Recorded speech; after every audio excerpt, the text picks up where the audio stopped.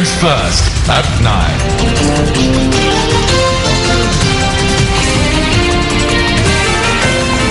Hello and welcome to Primetime News at 9, live from the News First studios. I'm Madhushka Balasuriya. I'm Stephanie Lazarus. Now, Madhushka, not even 8 months has passed since a gang rape of a 23-year-old in Mumbai. Now, a 22-year-old photojournalist has been gang raped by 5 men in Mumbai, sparkling outrage in the South Asian power that is India. Yes, that's right, Stephanie. And News First Saskia Valanda will have all of the details on that story later on at the News First International Desk. But before that, let's take a look at the headlines. The headlines on News First at 9. Ministry of Law and Order established. Police Department falls under the new ministry. Import tax on potatoes and big onions increased.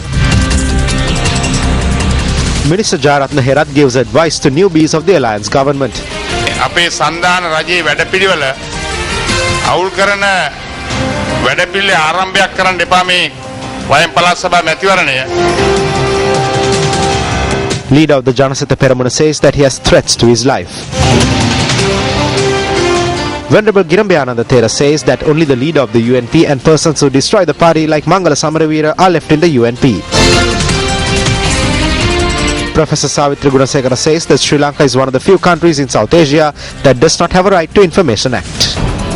Compensation was paid to the families of 2 victims in the unrest in Valley by President Mahinda Rajapaksa yesterday.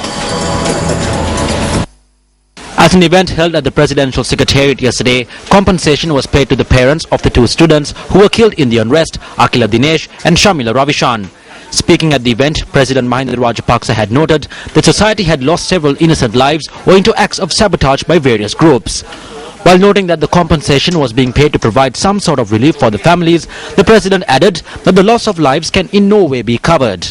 Compensation for the 3rd victim of the unrest, Nilantha Pushpakumara, was paid to his family recently at the presidential residence in Kandy.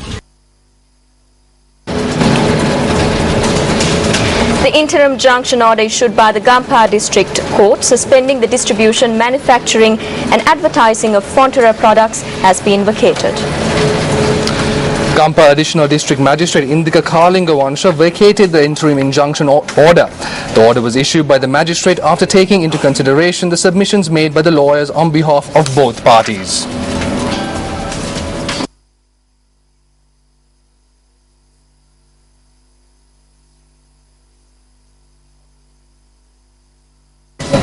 A timekeeper attached to the Kuliyapitiya bus stop who was abducted in Kurunegala has been dropped off opposite the National Hospital in Colombo this morning.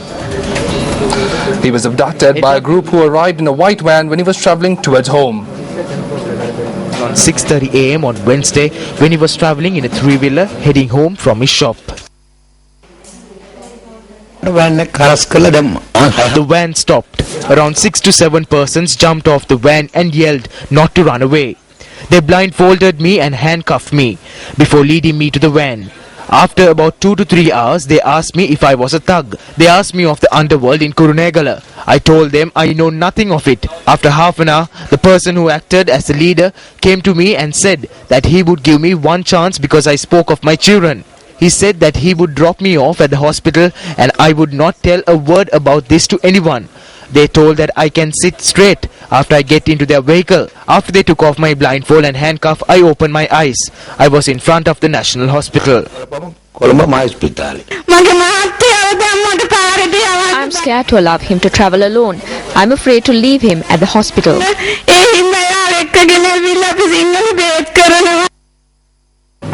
Meanwhile, the police said that they received a complaint regarding the abduction on Wednesday evening.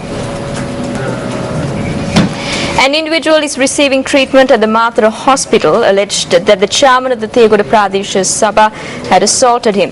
Meanwhile, the chairman of the Thegoda Pradesha Sabha is currently receiving treatment and after being assaulted by an individual who has entered his house and launched an attack. The Thegoda police said that the individual had entered the chairman's residence and assaulted him and 2 other individuals. The police said that the suspect is a resident living in close proximity to the Pradesh Sabha chairman's residence. The chairman, who had lodged a complaint with the Kumburupitiya police, is currently receiving treatment at the Kumburupitiya hospital.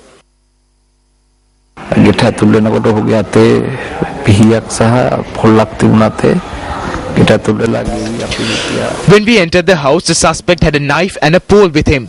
The suspect started assaulting all of us. We did everything possible in self-defense. When we tried to escape, he must have sustained minor injuries.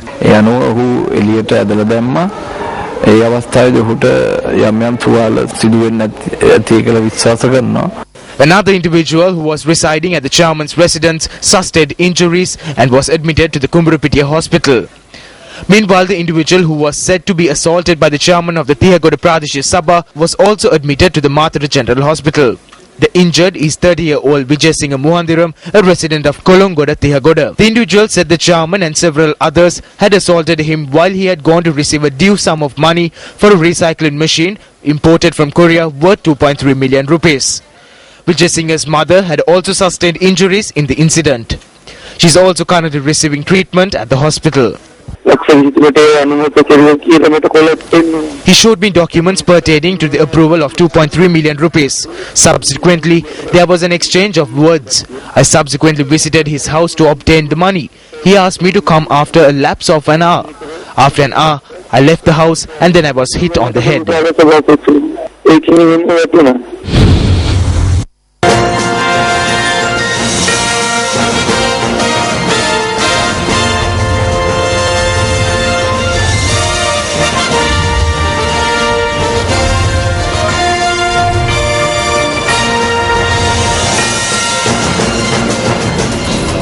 The Election Secretariat note that it has received 173 complaints regarding election violations. The complaint centre at the Secretariat says that 30 incidents of the misuse of state vehicles and 27 incidents of employing public officials for political activity have been reported. The complaint centre of the Election Secretariat says that 15 complaints pertaining to the distribution of equipment and 27 complaints pertaining to the unauthorized display of poster cutouts and banners have been received. The complaint centre adds that 11 complaints of public officials receiving unauthorized transfers, promotions and appointments have also been received. The most number of complaints at 46 have been reported from the Kurunegala district.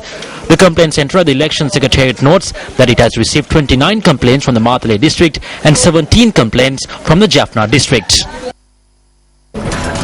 Central Provincial Council candidate Mayantha Dissanayaka's vehicle met with an accident early this morning. And the accident had taken place in Mavanalla.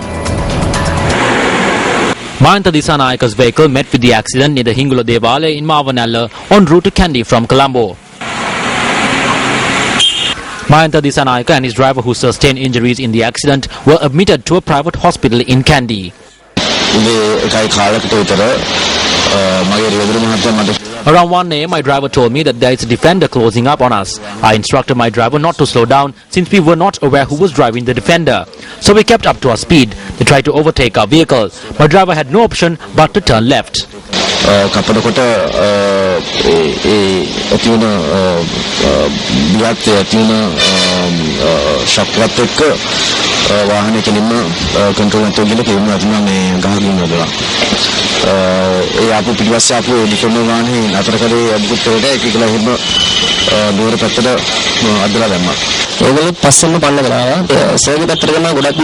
They were right behind us. They tried to overtake our vehicle. I did not let them do so, but while taking the bend, they overtook the vehicle. They had their shutters open and there were few people inside. I couldn't identify them. At the bend, they drove towards our vehicle, then our vehicle crashed onto a tree. Mayantha Dissanayaka and his driver have left the hospital after receiving treatment. We contacted the police media spokesperson's office and he said that a complaint was not lodged regarding the accident. Leader of the Janasada Peruna, Venerable Bhattaramulle Seelaratna Thera, convened a media briefing this morning saying that he had received death threats. මට දුරකථන පණිවිඩ වලින් මාගේ අත් ෆෝනේට එහෙම නැත්නම් mobile phone එකට After handing over nominations, I have received threats over the phone stating that I will be killed and that they will not allow me to travel on the road. However, I didn't lodge any complaint regarding these threats because I thought this was simply a joke. However, yesterday and the day before I received several calls saying that I will not be allowed to travel on the road. I sent a letter to the Defence Secretary and sent him a fax as well. I request him to arrest the individuals concerned following an investigation or provide me with army personnel to ensure my security. අදාළ පුද්ගලයෝ අත්අඩංගුවට අරගෙන එහෙම නැත්නම් මගේ ආරක්ෂාව සඳහා යුද හමුදාවේ අය ලබා දෙන්න කියලා. The topic for debate at the Saturday political debate that is telecast on our sister channel Sirasa TV was the current political environment in the face of the upcoming provincial council elections. අපි සන්තෝෂ වෙනවා පෞගේ කාලේ අපිට මේ රටේ We are content with the development activities we carried out, especially in the Matale district. However, more needs to be done. We will commit ourselves to work for the people of the Matale district. We are thankful to the Sirasa Media Network for inviting us for a maiden political debate program. කැඳවීම ගැන සිරස අපිට ජීවිතේට අමතක වෙන්නේ නැහැ. මේ මොහොත We will never forget Sirasa for giving us this opportunity. වෙන්නේ නැහැ. පළාත් සභා මැතිවරණයේදී දැනට With the present status of the provincial council election, not many come forward to express their political viewpoints. This provincial council election is a blessing. When engaging in war, there are times we have to retreat. Even though we retreat, we plan to launch a better attack the next time. This strategy is very similar in politics.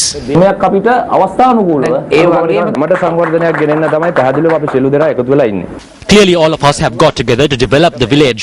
This is not an attempt to strengthen a family or a particular group. We are contesting this election with the clear intention of doing some work and to do it well.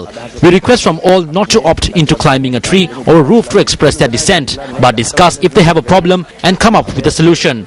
At the end, all of us are engaged in politics for the betterment of the country. මොකද අවසාන අපි සියලු දෙනාම දේශපාලනය කරන රට වෙනවා. කටුනායක රොෂෙන් චානක ඝාතනය කළ පටන් ගත්තා. The journey that commenced with the killing of Roshan Chanaka in Katunayaka, the operation that began against fishermen with the killing of Anthony Fernando, had now turned a new chapter. Today the people of Ratupasbal who demanded for water are being suppressed with a bullet. The government today is acting in a very suppressive manner. The government is treating the public with the bullet. Therefore, we tell the people to answer the government that treats you with the bullet, with the use of your ballot. Bullet වලින් උත්තර දෙන ආණ්ඩුවට ballot එකෙන් උත්තරයක් දෙන්න වෙන අවස්ථාවක්. Let's now take a look at the newspaper cartoon of the day.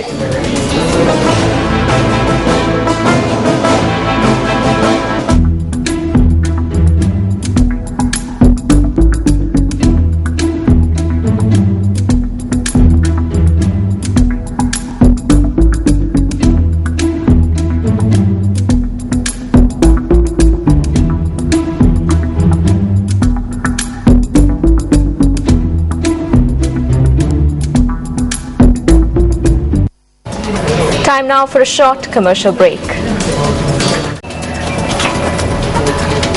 And welcome back to the news. The conference organized by the Sri Lanka Council of Religions for Peace was held in Colombo today. ශ්‍රී ලංකාවේ ළමයි ජපානයේ ළමයි මුළු ලෝකෙම ළමයි. Let the children of Sri Lanka, Japan and the entire universe come together to create a better world. A place where there is peace and freedom. Clashes will not take place. If we can all come together to create a world where there is no war and no fear, and where there is freedom, no clashes, that is where love is, and that is the most beautiful place on earth. The objective of the religious conference is to make a better world for the future generations. I hope that all of us will be able to make the better world. අනාගත පරපුර වෙනුවෙන් අපි ඔක්කොම එකතු වෙලා ඒ ලස්සන ලෝකය හදන්න. Peace is something which you can't buy. Can you spend $1 million and buy peace?